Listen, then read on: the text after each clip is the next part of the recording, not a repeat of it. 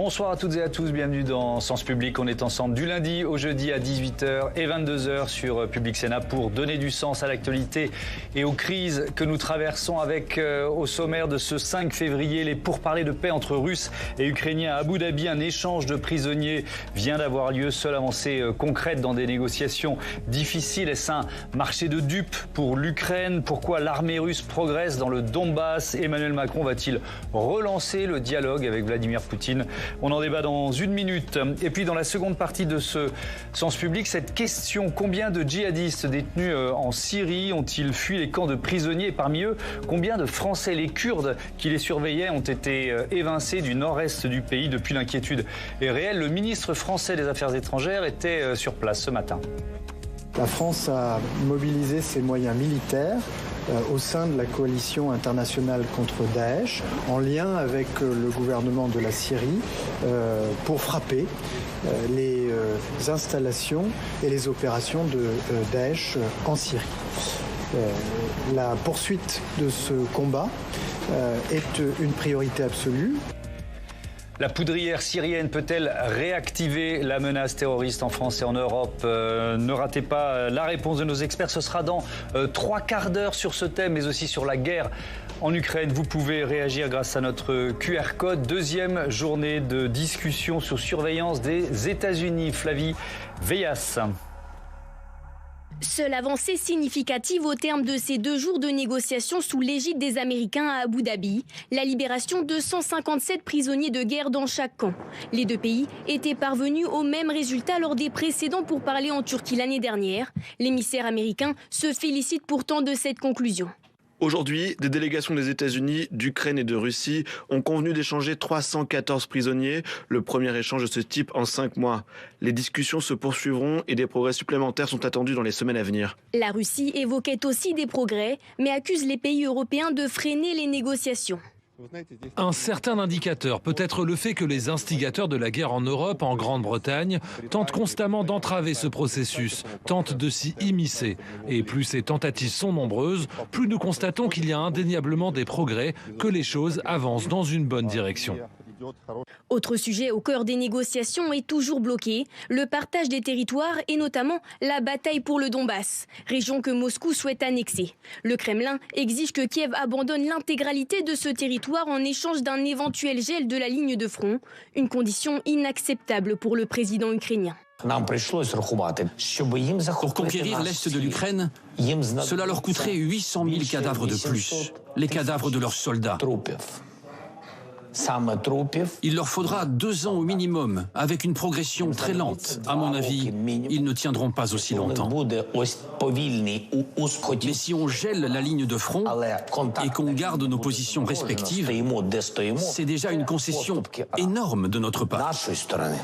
À l'issue de ces négociations, Volodymyr Zelensky appelle son homologue américain à maintenir la pression sur Vladimir Poutine. Pour le président ukrainien, il s'agit du seul levier pour mettre un terme à bientôt 4 ans d'affrontements.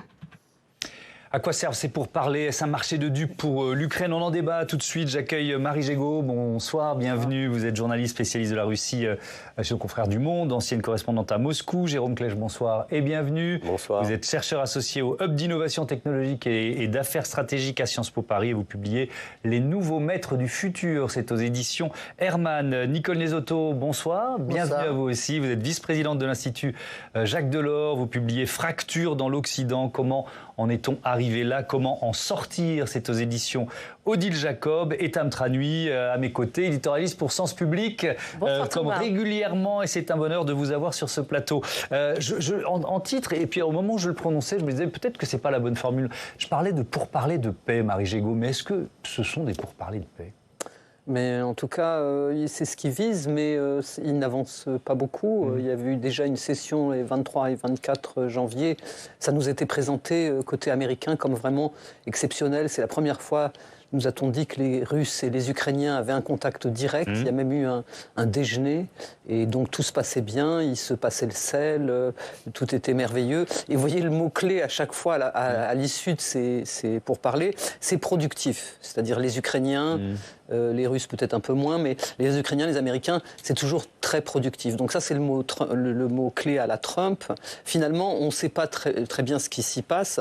Ce qu'on voit, c'est que ça n'avance pas beaucoup. Il y a eu, certes, un échange de prisonniers, c'est pas le premier. Et c'est une façon, un peu, l'échange de prisonniers, de nous dire, bon, vous voyez... Ça n'a pas servi à rien, quoi. Voilà, ça n'a pas servi à rien. Mais on voit bien que le reste, et la question territoriale, dont on nous dit qu'elle est le principal obstacle, on voit bien que là-dessus, ça n'avance pas, que Poutine est toujours sur ses demandes maximalistes. Donc il veut les parties du Donbass que son armée n'a pas pu conquérir. Les Ukrainiens, comme l'a dit le président Zelensky, disent à raison que quand habituellement on négocie la fin d'un conflit, on négocie on gèle la ligne de front. Donc voilà. Et ce qu'on peut rajouter qui a été terrible, c'est que quand même, à la veille de ces pourparlers, dans la nuit de lundi à mardi, les pourparlers ont débuté mercredi à Abu Dhabi, dans la nuit de lundi à mardi, la Russie envoie une salve énorme de drones et de missiles sur les grandes villes d'Ukraine, sur Kiev notamment, avec évidemment beaucoup de destruction. Et donc c'était comme un signal, vous voyez, c'est-à-dire que c'est pour dire il faut que tu te soumettes, sinon on va te démolir, on va te mettre à genoux. On se demande si c'est notre titre, d'ailleurs, l'Ukraine est en train de perdre la guerre. Jérôme Klech, c'est certainement exagéré, mais c'est vrai qu'il y a une progression russe qui est régulière et qui s'accélère sur le terrain, sur le front. Il y a toujours deux niveaux d'analyse. Il y a le premier niveau stratégique où on pourrait dire que la Russie a véritablement perdu la guerre. Sur le plan stratégique, on pourrait y revenir si vous le souhaitez. On peut énumérer les dossiers les uns après les autres. Elle a perdu la guerre. C'est très réel. Du point de vue otanien, elle a pris plus de 1000 km de côte otanienne en plus, avec la Suède aussi qui a rejoint. Elle a perdu un certain nombre d'alliés auxquels elle n'a pas pu voler au secours, que ce soit Bachar al-Assad, l'Iran qui est malmené là où on n'entend pas vraiment la Russie, le Venezuela n'en parlons pas, et puis son économie qui s'affaisse considérablement, même si elle arrive, et ça m'amène au deuxième point, à entretenir une économie de guerre, il y a les revenus du pétrole, c'est connu, et donc à entretenir finalement sa machine de guerre. Et sur le plan tactique... Stratégiquement, il y a des stratégiquement, c'est sûrement une déconfiture. D'accord, mais tactiquement, c'est le terme que vous employez, donc sur le terrain. Sur le terrain, ça lui donne un avantage quand même significatif qui fait que, passer de 7% de détention du territoire en 2022, avant l'invasion, à aujourd'hui 20%. Et donc, avec un rapport de force qui reste malgré tout en sa faveur. Et qui fait que Vladimir Poutine se dit qu'il ne peut pas en être arrivé jusque-là pour maintenant renoncer à ces territoires, voire un peu au-delà de ces territoires qui ne sont pas encore conquis, mais qu'il espère pouvoir conquérir par la force, et ou en tout cas pouvoir exiger dans la mesure où l'aide à l'Ukraine pourrait se tarir. Ça fait déjà 4 ans de guerre, Donald Trump est fatigué, il veut déjà passer à autre chose. Les Européens soutiennent considérablement, et l'essentiel de l'aide est européenne, même si ça achète américain, mais les Européens arrivent aussi un petit peu en limite de marge de manœuvre. Et donc c'est là la carte de Vladimir Poutine pour jouer quelque chose qui pour lui maintenant devient existentiel. Avec, alors effectivement, on peut se dire, enfin ils se parlent directement, Russes et Ukrainiens. Bon, il y a un petit progrès. Mais moi j'ai ce sentiment d'un marché de dupes pour l'Ukraine. Est-ce que vous ressentez ça aussi ? Là, dans ce qui s'est discuté pendant ces 48 heures à Abu Dhabi? Sans doute, parce que le marché de dupes pour l'Ukraine, il vient du partenaire américain.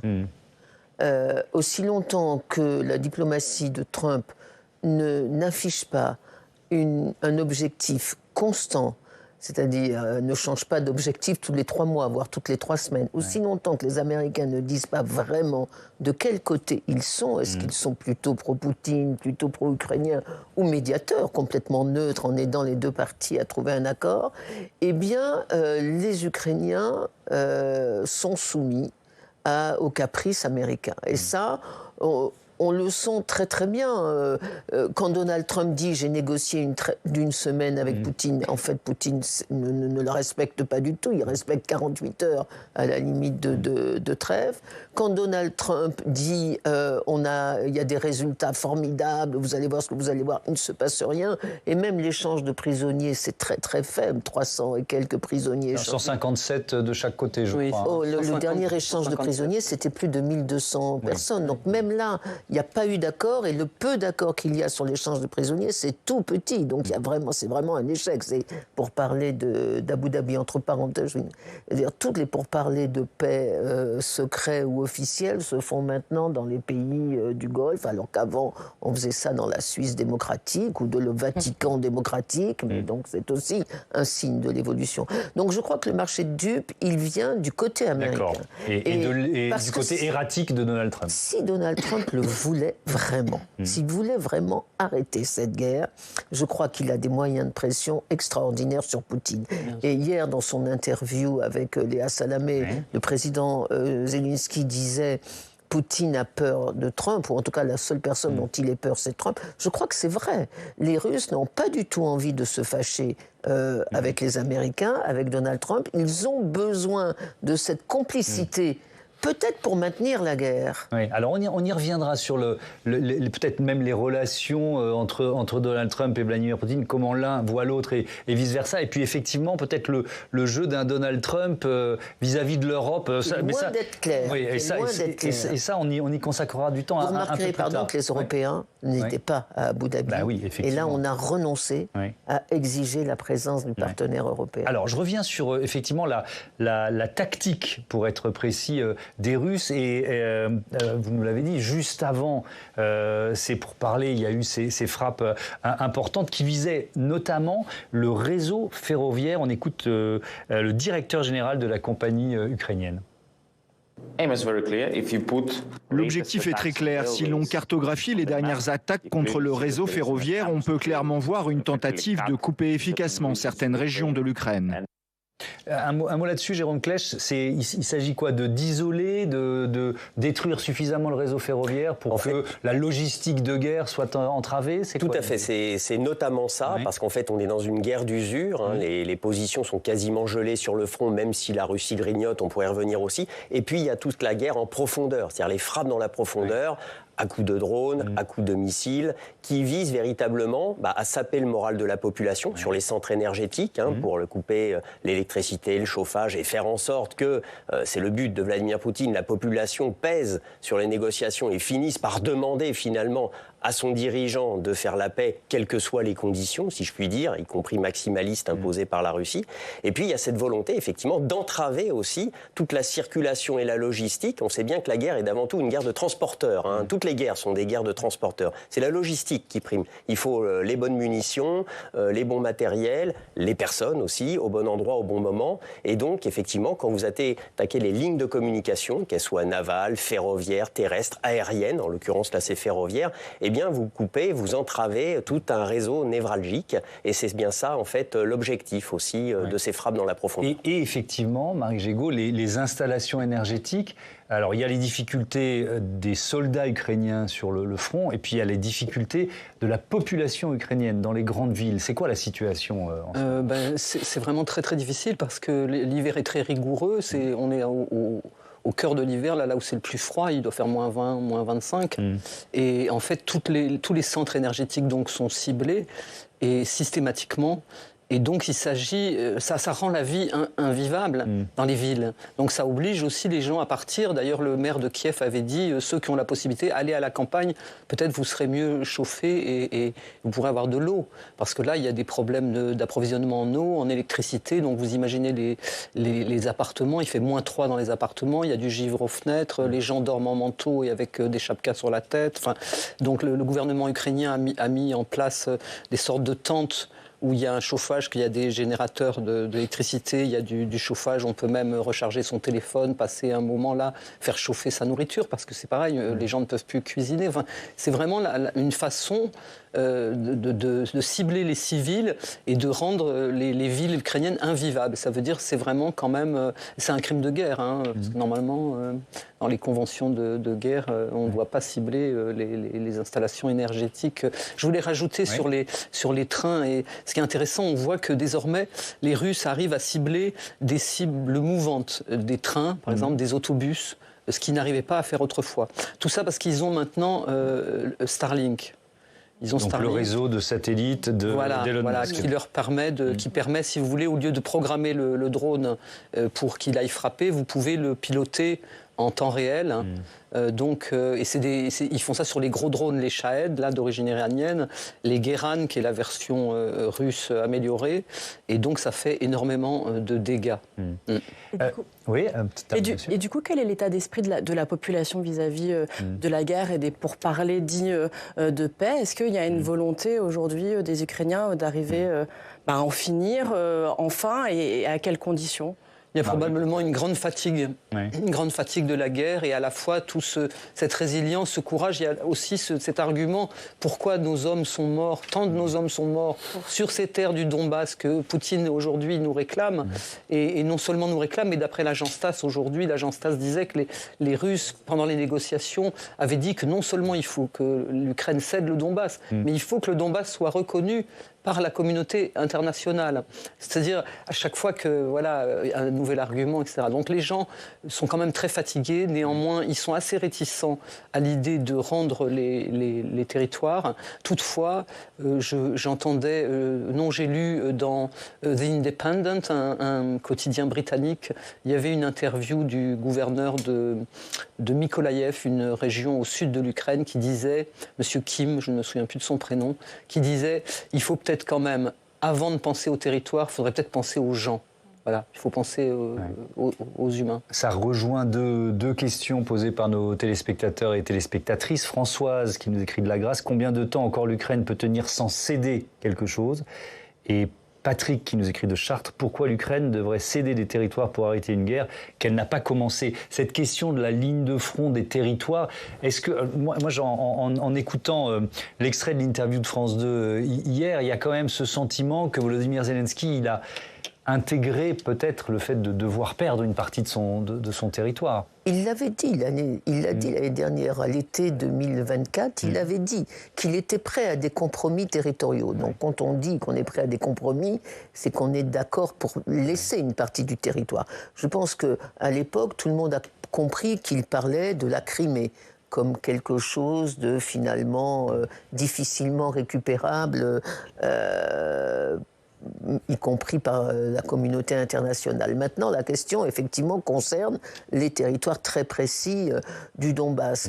Je pense, comme vous, qu'il est prêt à accepter peut-être sur la ligne de front, une zone démilitarisée qui irait donc plus en avant dans l'Ukraine, au-delà du front lui-même. Et si c'est une zone démilitarisée, il pourrait peut-être l'accepter. Et c'est là où je crois la question du soutien européen est importante, parce que les Européens, enfin d'ailleurs sous le leadership d'Emmanuel Macron et d'autres pays européens, mais quand même le président français a joué un rôle important, ont dit qu'ils étaient prêts, enfin qu'ils se tenaient prêts à créer une coalition de volontaires pour vérifier la mise en œuvre d'un cessez-le-feu quand un accord de cessez-le-feu ou de paix serait signé. Donc c'est dans un deuxième temps, après un accord de paix. Mais ça veut dire que si les Européens sont d'accord pour se déployer, ou en tout cas pour pouvoir viser une zone démilitarisée à la frontière de la ligne de front, ça pourrait peut-être aider Volodymyr Zelensky. Mais la question est que de toute façon, Poutine refuse. Ce que veut Poutine, c'est tout le Donbass, plus après une zone démilitarisée même des territoires à l'intérieur de l'Ukraine. Encore conquis, on est bien d'accord. Hein, c'est ça, c'est là où vraiment... il y a une espèce de cynisme russe. Enfin, c'est totalement inouï dans l'histoire des guerres et des compromis diplomatiques. Vous revendiquez ce que vous avez gagné, vous ne revendiquez pas ce que vous pensez pouvoir gagner dans 6 mois. C'est quand même tout à fait aberrant. Quand Volodymyr Zelensky dit si la Russie voulait conquérir par la force, par la guerre, ces territoires, ça lui prendrait 2 ans, 800 000 morts supplémentaires. C'est documenté, Jérôme Klech, ça correspond effectivement à... enfin voilà, après... Je ne pense pas que Poutine fasse grand cas de la vie de ses soldats, mais ça peut quand même rentrer dans l'équation stratégique ou tactique du président russe. En termes d'ordre de grandeur, si on prolonge les courbes d'acquisition du terrain, effectivement, c'est un ordre de grandeur qui tient tout à fait la route. Après, ce qui ne rentre pas, j'allais dire, dans la prolongation des courbes, par définition, c'est la possibilité de rupture. Or, il y a au moins, j'allais dire, 3 inconnus dans cette affaire. Il y a effectivement la capacité de la population ukrainienne à maintenir encore, à vouloir soutenir son dirigeant dans cette guerre sur les 2 ans qu'il faudrait à la Russie pour mécaniquement gagner ce terrain. Il y a la capacité des Européens sur 2 ans encore à poursuivre cette aide massive. Encore une fois, les 2/3 de l'aide sont européennes, même si c'est de l'achat de matériel américain, ce qui nous renvoie un peu aussi au double jeu des Américains dans cette affaire. Voilà. Donc, et puis la troisième, j'allais dire inconnue, il y en a d'autres, hein, mais je rationalise, je m'efforce de le faire, il y a l'allié américain. Combien de temps pourra-t-il se passer du prix Nobel de la paix, ou se déportera-t-il sur un autre sujet qui aura sa préférence? Donc 2 ans, c'est long, et donc l'Ukraine pourrait plier avant. Et c'est tout, en fait, le pari de Poutine. On l'a un peu évoqué, mais je veux bien vous entendre, Marie Gégaud, sur l'économie russe. Question de Thierry qui nous écrit de Saint-Cloud. Est-ce que Poutine peut encore tenir le rythme sur le front sans que l'économie russe explose complètement? C'est vrai que, alors c'est une économie qu'on peut considérer, pardon, c'est un peu trivial, mais dopée à la guerre depuis 4 ans.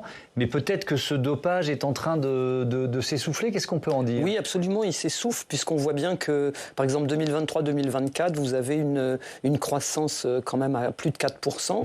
Pourquoi? Parce que le gouvernement fait de la relance budgétaire, il met énormément de fonds dans la guerre. Pardon.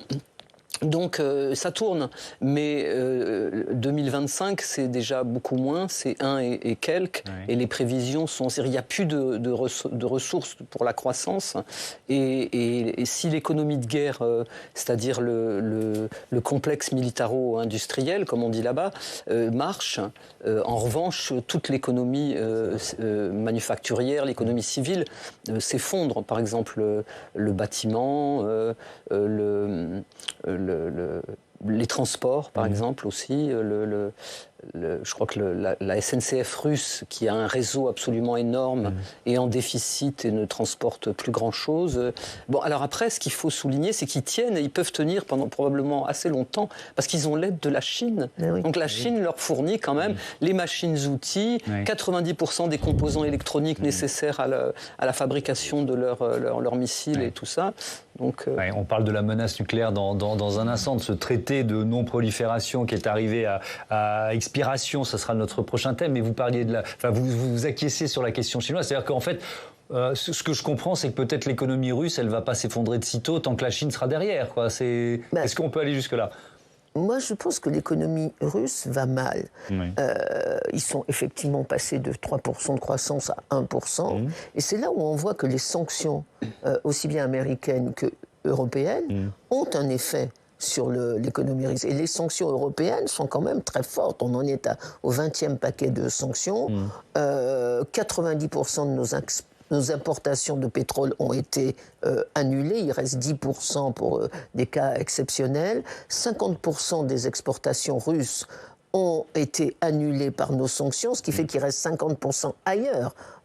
Et c'est là où la mondialisation est une aubaine pour Vladimir Poutine, parce qu'il peut quand même acheter ailleurs ce qu'il ne peut plus acheter en Europe, et il peut vendre ailleurs ce qu'il ne peut plus vendre en Europe. Mais quand même, ce sont des sanctions qui ont un effet économique tout à fait réel, sans parler des personnes et des entités qui ont été sanctionnées. Je crois qu'il y a plus de 2700 personnes et entités qui sont sanctionnées, donc qui n'ont pas le droit de visa, qui n'ont pas le droit d'utiliser les services financiers occidentaux.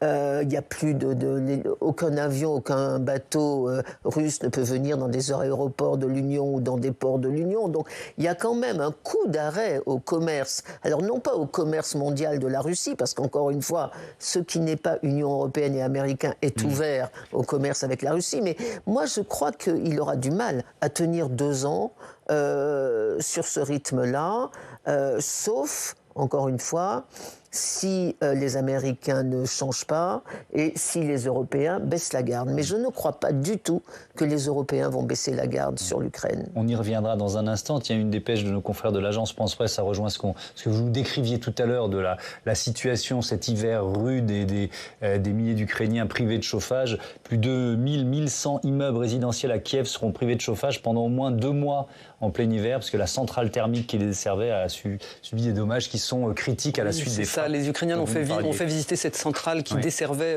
500 000 foyers quand même à Kiev, une ville de 3 millions d'habitants. Et donc ils ont fait visiter aux ambassadeurs européens pour constater les dégâts. Et ils leur ont dit que cette centrale ne pouvait pas être réparée. Parce que le malheur, c'est qu'au fur et à mesure, ils réparent. Vous voyez, il y avait à peu près 1000 immeubles qui étaient impactés. Ils ont réparé, il n'en restait plus que 200. Hop, arrive la frappe de lundi à mardi. Et là, il faut tout recommencer. Et leurs services sont vraiment à flux tendu et travaillent nuit et jour et par toutes les températures. Et donc, c'est dans ce contexte, et on y vient, Tam, que la Russie a acté la fin du traité New START, dernier traité de maîtrise des armements nucléaires entre Washington et Moscou. Et oui, et là on se pose un certain nombre de questions. Est-ce que c'est la fin d'une ère? Est-ce que c'est le retour de la course aux armements? Un saut dans l'inconnu, forcément inquiétant, forcément dangereux, puisqu'il est question de nucléaire. Rappelons que ce traité permettait de limiter chaque partie prenante en nombre de lanceurs et ogives déployés et qu'il prenait la suite d'une série de traités, cela depuis les années 60. Rappelez-vous comment la crise de Cuba en 1962 a provoqué une prise de conscience du danger nucléaire aux États-Unis comme en URSS, ce qui a ouvert une période de relative stabilité dans la guerre froide et encore après. Et les traités se sont succédés, SALT 1, SALT 2, START, SORT et enfin New START. Et voilà donc le moment de la rupture qui ne pouvait pas intervenir à un pire moment, a en tout cas jugé le secrétaire général des Nations Unies, Antonio Guterres, pour qui le risque d'utilisation d'une arme nucléaire est à son plus haut niveau depuis des décennies. Bon, mais ce traité, il n'a pas empêché la Russie d'utiliser cette menace nucléaire contre l'Europe, contre l'Ukraine. Voilà, on peut relativiser son efficacité ces dernières années. On ne compte plus le nombre de fois où Vladimir Poutine a brandi la menace nucléaire depuis le début de l'invasion de l'Ukraine contre l'Ukraine et contre l'Europe. D'ailleurs, certains s'y sont essayés. On trouvait une moyenne d'environ une menace tous les 10 jours. Au-delà de la rhétorique et de la parole, voici donc également les actes. Expiration donc de cet accord New START. Auparavant, en 2023, la Russie a révoqué la ratification du traité d'interdiction complète des essais nucléaires, qui n'avait jamais été signé par les Américains. En 2024, a signé un décret élargissant les conditions d'emploi de l'arme nucléaire. Rappelons aussi que les inspections étaient déjà suspendues depuis 2023. Enfin, le traité New START était loin de constituer une garantie absolue, d'autant plus que la Chine, qui n'était pas partie prenante, n'a cessé d'augmenter, elle, son arsenal, même si elle reste loin derrière. Et à Donald Trump, qui dit qu'on ne peut envisager un nouveau traité sans la participation de la Chine, elle a déjà répondu par une fin de non-recevoir. Avec peut-être, si je vous écoute, des responsabilités partagées entre la Russie et les États-Unis. Oui, si le ministère des Affaires étrangères français a clairement désigné aujourd'hui la responsabilité de la Russie. Donald Trump joue aussi son rôle dans cette escalade. En 2019 et 2020, il s'était déjà affranchi de 2 traités relatifs au nucléaire conclus avec la Russie sous Reagan, sous George Bush Senior. On peut se dire que ces traités étaient pour certains dépassés, mais tous ces événements mis les uns à la suite des autres démontrent en tout cas que l'on assiste à la fin d'une époque. On se rappelle toutes ces leçons d'histoire où on nous expliquait comment l'arme nucléaire sert sans servir, que c'est un outil majeur de la dissuasion. Il s'agissait d'empêcher la guerre et de la rendre improbable. Une page se tourne et on n'est pas pressé de connaître la suite de l'histoire. Est-ce qu'il faut craindre forcément, Jérôme Klech, alors effectivement, on l'a bien expliqué, mais une accélération ou une reprise de la course aux armements nucléaires? Ce qui est certain, c'est que dans un cadre géostratégique où la résurgence des puissances, l'affirmation des puissances étatiques en l'occurrence, redevient, j'allais dire, la norme des relations internationales, eh bien, le nucléaire en est la grammaire. C'est typiquement les pays dotés qui se trouvent être en mesure de pouvoir imposer leur vue. Et typiquement, dans le cas de l'agression de la Russie sur l'Ukraine, ce qui a cadenassé véritablement les interventions des uns et des autres, des États-Unis, de l'Europe, etc., c'est le recours à la rhétorique nucléaire. Oui. C'est le fait que la Russie possède l'arme. Et effectivement, et à peu près invoquer la possibilité de l'utiliser. Alors, je ne connaissais pas la fréquence, mais effectivement, c'est très fréquent. Oui, tous les 10 jours. Voilà, tous les 10 jours, d'utiliser l'arme nucléaire. Avec une cible qui envisageait de le faire, d'ailleurs. C'est nous. Oui. La cible, c'est les médias occidentaux qui, évidemment, à chaque fois que le mot nucléaire est prononcé, voilà, on embraye. C'est aussi notamment. Et effectivement, elle l'a fait avec une certaine efficacité, puisque l'aide a été quand même très graduelle, c'est fait au compte-gouttes, au fil des lignes jaunes, lignes rouges sans cesse repoussées qui permettaient de s'assurer que le feu nucléaire ne soit pas déclenché au fil des aides croissantes allant de quelques chars et de quelques armements de protection à véritablement des armes de frappe dans la profondeur, des avions de chasse. On n'aurait pas imaginé ça en février 2022 parce qu'il y avait ce risque de l'emploi de l'arme nucléaire. Et Vladimir Poutine a d'ailleurs envisagé d'employer l'arme nucléaire dite tactique. Comprenez quand même la puissance d'Hiroshima, donc vous voyez quand même l'aspect tactique, c'est pas une petite bombinette, et il aurait été dissuadé de le faire par les Chinois. Donc cette logique et cette rhétorique nucléaire, bien sûr que les pays s'aperçoivent que ça devient l'alpha et l'oméga de la puissance, des attributs de la puissance, d'où la Corée du Nord, d'où ce que l'on observe avec l'Iran qui ne veut pas se départir de ses missiles balistiques ni du nucléaire. C'est aussi une protection. Etc. On l'a bien compris, Nicole. Oui, la fin du traité New Start, c'est le dernier épisode d'un phénomène de dérégulation de l'ordre international qui a commencé bien avant et dans lequel les Américains, d'ailleurs, sont aussi responsables que les Russes. Ce sont les Américains qui ont dénoncé les premiers l'accord FNI sur les armes nucléaires intermédiaires en Mais Europe. sur une violation première des Russes, quand même, il faut le rappeler. Mais ce sont, après les Russes, qui ont dénoncé l'accord sur les forces conventionnelles en Europe, les FCE, et donc maintenant, il y a cette caducité, si je puis dire, des accords sur le nucléaire stratégique. Alors, en marge d'Abu Dhabi, pardon, je donne l'info, en marge d'Abu Dhabi, les États-Unis et la Russie, voilà ce qui a été dit, ont décidé de reprendre un dialogue militaire de haut niveau. Bon. Oui, mais là, il y a un piège pour les Européens. Parce que ce que veulent les Russes, depuis toujours, depuis l'accord FNI qui date de 83, si je ne m'abuse, ce que veulent les Russes, c'est mettre les forces nucléaires européennes, c'est-à-dire françaises et britanniques, dans le paquet du nucléaire occidental. Et donc aujourd'hui, les Américains veulent que les forces chinoises soient intégrées dans le bilatéral américano-russe, mais les Russes veulent que les forces européennes soient intégrées dans ce triangle. Donc le risque ou la question, c'est est-ce que pour assurer la stabilité nucléaire à venir, il faut un accord, ou en tout cas une négociation entre ces 5 puissances nucléaires reconnues. Mais à ce moment-là, moi je pense qu'il ne faut pas que les forces françaises et britanniques soient incluses dans l'accord parce qu'elles n'ont absolument ni la même vocation ni la même stratégie. Mais admettons qu'on ait un forum à 5. Pourquoi ne pas inclure l'Inde et le Pakistan, qui sont des puissances nucléaires, je dirais presque par effraction, mais qui sont maintenant des puissances nucléaires reconnues. Et puis Israël, qui ne reconnaît pas être une puissance nucléaire, mais qui l'est. Et donc on est entré peut-être effectivement dans une nouvelle ère qui est non pas la fin du contrôle des armements nucléaires, parce que je crois que même les plus fous des dictateurs savent que c'est une arme dangereuse et qu'il faut contrôler quand même un certain nombre de choses, mais peut-être dans une nouvelle ère de discussion entre puissances nucléaires. Je vous redonne la parole tout de suite, Jérôme Klech. Peut-être, Marie, un mot d'abord des installations russes, parce qu'effectivement, ça fait des années qu'elles n'ont pas été contrôlées. J'imagine une opacité pour les journalistes. Vous avez été en poste à Moscou. C'est l'impossible, c'est l'inatteignable. Oui, et à la fois, vous savez, il y avait des choses extraordinaires parce que, par exemple, à une époque, je vivais au centre de Moscou, à côté de la Moskova, il y avait une usine de pain, donc une énorme usine de pain, et sous l'usine, en fait, il y avait des fabrications de missiles. Et la nuit, on voyait sortir. On voyait sortir des endroits. Vous savez, c'était cette stratégie de cacher et et la nuit, on voyait des convois de S-300 qui passaient sous nos fenêtres. Voilà, c'était un peu ça. Oui, la Russie. Je me souviens plus ce que vous me dites. En fait, je posais la question de l'impossibilité de connaître précisément les installations nucléaires. Bien sûr, impossible de connaître. Encore moins aujourd'hui, mais sans doute absolument impossible. Ce dont on peut douter, alors on peut se demander la maintenance. Qu'en est-il de la maintenance et parce que, par exemple, sur la maintenance, les Russes ne sont pas très bons.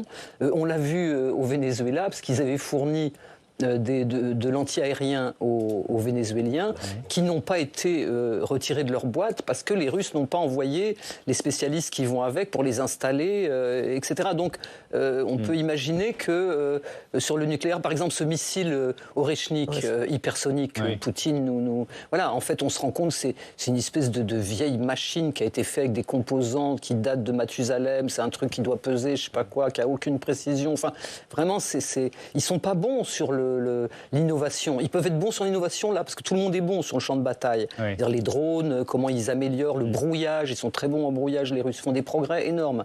Mais sinon, ils ne sont pas dans l'innovation. C'était un peu la question que j'allais vous poser. Est-ce qu'elles sont... dans quel état sont-elles, quoi, les installations nucléaires russes? Peut-être que c'est impossible de répondre à la question. Oui, là, sur les installations nucléaires, je ne me prononcerai pas. Oui. Après, sur, j'allais dire, la précision, la qualité technologique des Russes, c'est vraiment à moduler. Typiquement sur la guerre électronique, et vous l'avez dit, ils sont vraiment très bons. Oui. Sur la balistique, les vecteurs, ils peuvent être aussi très bons. Hein. Leurs missiles hypersoniques manœuvrant Zircon fonctionnent. Ce sont les seuls à disposer de ce qu'on appelle l'avant-garde, c'est comme ça qu'ils l'appellent, hein, qui est quand même un planeur hypersonique qui est capable en fait de déjouer un certain nombre de défenses antimissiles, etc. Donc ils peuvent être très bons. Hein. N'oublions pas quand même que Spoutnik, c'est quand même eux au départ. Hein. Voilà. Non mais il faut jamais l'oublier. Oui, sûr, voilà. Donc il y a des choses très rudimentaires et qui fonctionnent effectivement, pardon pour l'expression, mais à la va que je te pousse. Et puis il y a des choses qui sont d'une technologie extrêmement affûtée. Et les deux, j'allais dire, les deux cohabitent. Pour revenir sur la question de la maîtrise des armes nucléaires, c'est important parce qu'on pourrait croire, nos téléspectateurs pourraient se dire, bah, effectivement, Vladimir Poutine a raison, pourquoi ne pas inclure les Européens, les Français, les Britanniques dans cet accord global? C'est légitime, parce qu'effectivement, nous, on a adopté ce qu'on appelle la stricte suffisance, c'est-à-dire qu'on considère qu'on doit avoir le nombre de têtes nucléaires, 300 pour la France, pour pouvoir infliger un dommage inacceptable, et donc que la dissuasion fonctionne. Mais ce n'est pas du tout le cas des Russes qui ont plus de 5000 têtes. Et donc qui sont très au-delà de la stricte suffisance. Et donc l'impératif de réduire est évident, mais sans nous inclure dans le package. Je comprends, c'est tout à fait clair. Vous parliez de Donald Trump tout à l'heure, il avait annoncé qu'il avait obtenu de Vladimir Poutine le fait de cesser les frappes sur Kiev, sur d'autres villes ukrainiennes pendant une semaine. Alors il s'en est satisfait, hein, malgré les piètres résultats, c'était mardi, tout en mettant la pression sur le président russe. On écoute Donald Trump. C'était de dimanche à dimanche, et ensuite ça a repris. Le président russe Vladimir Poutine les a frappés durement la nuit dernière. Non, là-dessus, il a tenu parole. C'est déjà beaucoup, vous savez, une semaine. On prend ce qu'on peut, parce qu'il fait vraiment, vraiment très froid là-bas. Mais c'était bien de dimanche à dimanche. Ça ne pourrait pas aller plus loin ? J'aimerais que ce soit le cas. Je veux qu'il mette fin à la guerre. On a gardé souvent dans la presse ces derniers jours, on a gardé ce titre « Je veux qu'il mette fin à la guerre », énième pression, en tout cas, ou simili-pression de Donald Trump sur Vladimir Poutine. Vous disiez tout à l'heure, et je vous ai interrompu volontairement parce que je savais qu'on allait en parler maintenant, que d'une certaine façon, Donald Trump se sert de la menace russe pour affaiblir l'Europe. C'est une hypothèse, parce que si les Américains voulaient vraiment mettre fin à la guerre, ils pourraient le faire, sans intervenir militairement. Mais il a tous les moyens de pression, y compris les moyens de flatterie, d'inviter Poutine à rejoindre, je ne sais pas moi, un bilatéral. Ça marche bien marché. Enfin, il a tous les moyens possibles. En le réintégrant dans le concert des nations, en quelque sorte. En le flattant, lui disant, mais l'OTAN, je vais le laisser tomber, t'inquiète pas. Enfin bon, bref. Donc, s'il ne le fait pas, il y a deux raisons. Soit parce que il a une affinité élective avec ce régime autoritaire, qu'il espère bien d'ailleurs installé plus ou moins de la même façon aux États-Unis, et donc il a, de la même façon que Poutine, il a un grief contre l'Ukraine, contre Zelensky, qui n'a pas respecté le grand État qu'est la Russie. Ou la deuxième chose, c'est parce que ça lui sert dans sa stratégie de contrôle, voire de destruction de l'Union européenne. Quand on lit la stratégie de sécurité, la stratégie nationale de sécurité que les Américains ont sortie en décembre, il y a une attaque en règle contre l'Union européenne, parce qu'ils ont très bien compris, et quand je dis Trump, c'est Trump et les idéologues qui sont autour de lui, que le seul cadre possible dans lequel les Européens pourraient représenter une puissance, non pas alternative à l'Amérique, mais une puissance à peu près équivalente à l'Amérique, c'est le cadre de l'Union européenne. C'est-à-dire que isoler les 27, ça ne pèse rien. Même la France et l'Allemagne, ensemble, ce sont pour les Américains de petits pays. Mais ensemble, si l'Union européenne leur permettait de devenir une puissance, ce serait une grande puissance. Et donc, comme les Européens ont peur de la Russie et que c'est cette peur de l'attaque russe qui les interdit de se libérer de la dépendance américaine, eh bien, il a peut-être intérêt à maintenir cette peur de la Russie, à maintenir la dépendance à l'égard des États-Unis pour éviter que ce puissance européenne ne voit le jour. Et Evelyne qui nous écrit de Paris, quand Zelensky dit que Poutine n'a peur que de Trump, ça veut dire quoi exactement? Que l'Europe ne compte plus ou pire qu'on est les prochaines cibles? Je veux bien vous entendre, Marie Gégaud, sur ce... je ne sais pas de quel mot employer, tiens d'ailleurs. Est-ce qu'effectivement Poutine a peur de Trump ou est-ce que Trump admire Poutine aussi? Je pense profondément que Trump admire Poutine. Oui. D'ailleurs, quand Poutine, il l'a dit, quand Poutine recourt à son invasion, le 24 février 2022, Trump tweet quelque chose où il dit « Ah ça c'est smart, c'est vraiment... Ah ça c'est un bon coup. » Je ne me souvenais pas de ça, etc.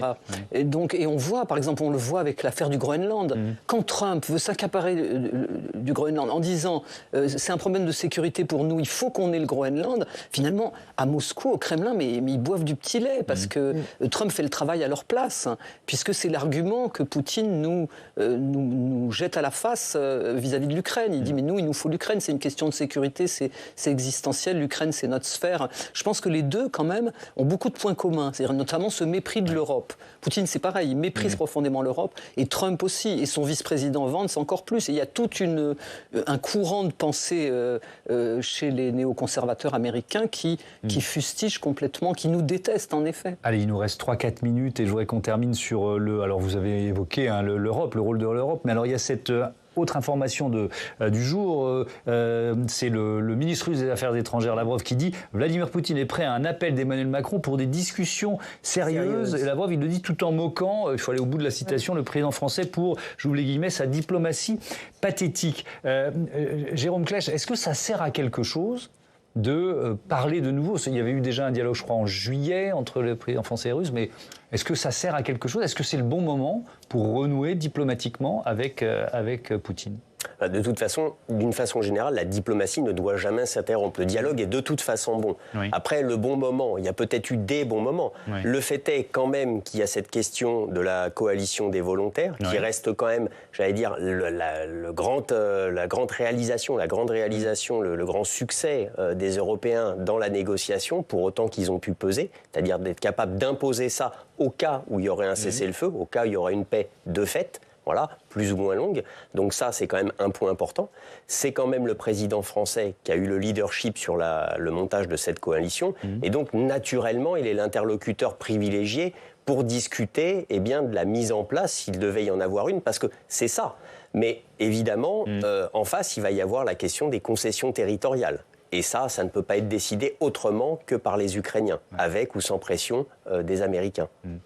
Un mot et je vous aurai mon accord. Mais enfin, quand on entend Lavrov parler de diplomatie pathétique, peut-on réellement croire qu'il y ait une volonté quelconque d'instaurer un dialogue en utilisant... Oui, mais ça c'est un peu du brouhaha pour les médias. Voilà. Oui, moi allez, Nicole Desotto, vous pouvez conclure ce débat.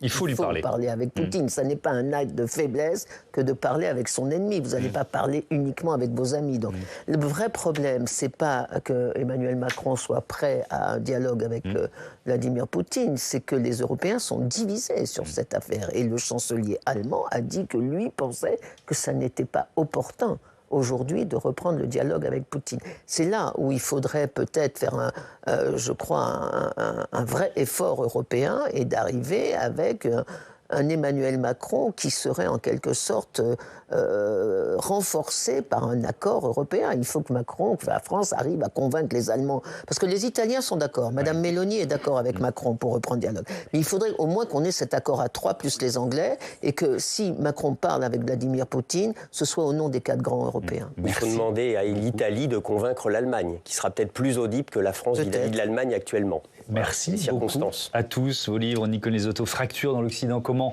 en est-on arrivé là? Comment en sortir? C'est publié aux éditions Odile Jacob. Jérôme Klech, Les Nouveaux Maîtres du Futur, c'est aux éditions Hermann. Et Marie Gégaud, on vous lit évidemment dans les colonnes du Monde. Merci encore et à bientôt sur Public Sénat.